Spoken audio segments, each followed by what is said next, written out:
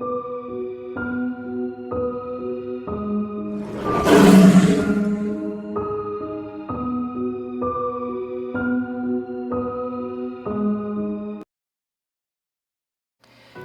the moment of the day where you've all been waiting for. You strip down out of your restraining clothes and step into the cold, pale chamber. You turn the knob and feel the water splash against your body, adjusting to the temperature to the most optimal setting. A shiver runs down your spine as you begin to feel the worries of your mind melt away, as does the rest of the dirt of the daily routine. You take a moment to relieve in warm splashing water of jets against your back and chest. Soon after, you apply products, shampoo, conditioner, and body wash all over your own lesser. You try not to think of all the stressful woes of the time beforehand, nor all the tasks that still needed to be done after. Right now, this is time for you. It's the most relaxing time of the day. Or it would be if not having to wash your face. Just as a simple, insignificant task, you think, but when you begin lavering the soap on your hands to apply it to your face, you begin to think of the time it will take to rinse it off. 3 seconds, 5 seconds, maybe 9 whole seconds.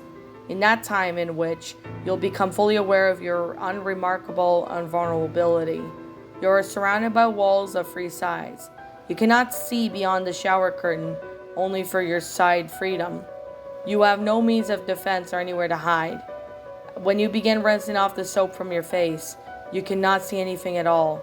You think possibly without keeping your eyes open during this point, as is to not hinder yourself from any danger further. But you know that soap can only trickle down them, causing you to clamp your eyes shut anyway. For that brief of shadow of window time, your mind conjures horrific images that what could possibly be lurking around you, taking advantage of your most vulnerable moment. You know, there's nothing out there. You were just looking around and there was nothing. Would be silly to think otherwise, right? That's if you would like to believe.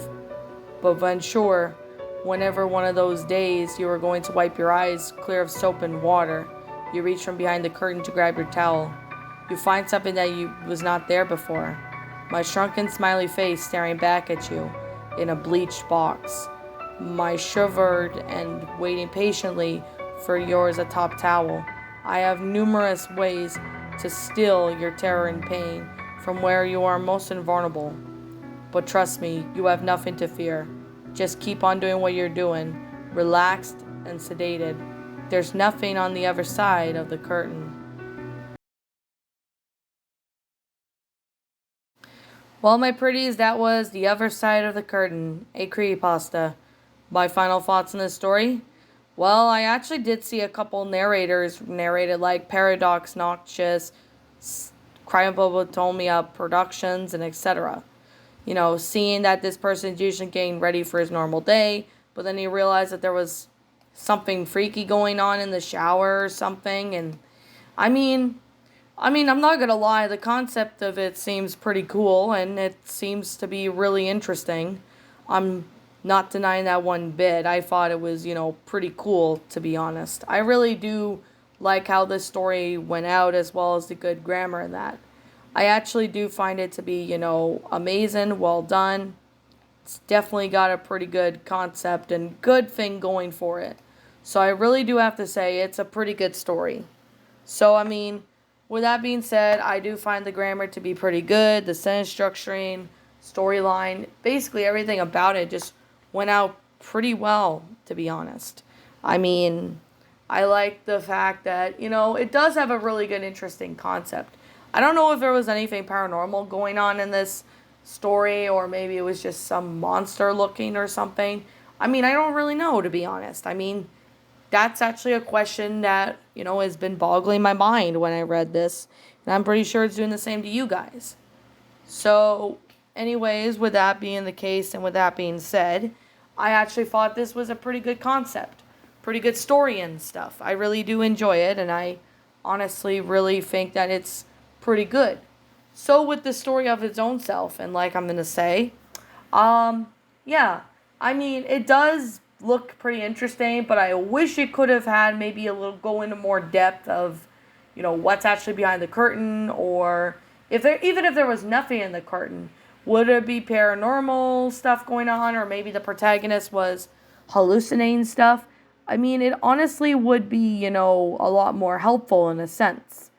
If I'm just going to be brutally honest, and that's just me, stating my opinion of how the story could have been, handled differently. But that's just how I think. That's just how I think personally. But like I said, that's just here or there. So, with that being the case, with that being said, pretty good story. I really do find this story to be really good and well made. So, anyways, with that being said, to the author of the story, I can't seem to find out who you are. Like, if the author manages to find this story, like find this video, and he or she comments and lets me know they're the ones who wrote the story, I'll be sure to give the author proper credit, like in description, that when I do find out who the original author is. So, yeah, until I find out who the original author is, I'm just going to leave it as anonymous for now. So, with that being said, and with that being the case, I actually have to say it's a pretty good story.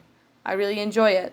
With that being said, this is just simply my own personal opinion, and if you happen to disagree with me, that's perfectly fine too. We're all entitled to our own opinions in regards to these creepypastas, and this is simply my own personal thoughts.